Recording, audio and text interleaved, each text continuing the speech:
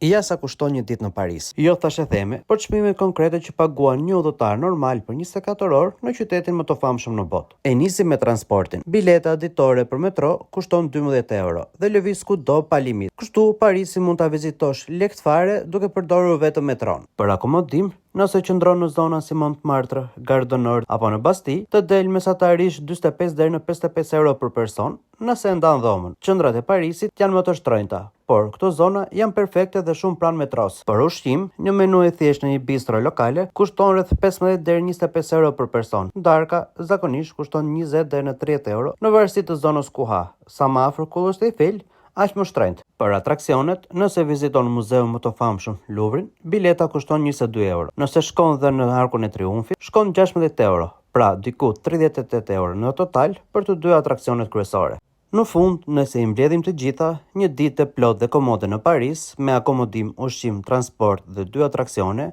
të del rreth 150 deri në 160 euro. Por kjo varet dhe nga zgjedhjet e tua. Nëse do më shumë video me çmime reale si kjo për Parisin, bëj like dhe follow që të mos humbasësh udhëtimin e radhës. Dhe më shkruaj nëpër komente cili të jetë qyteti i radhës.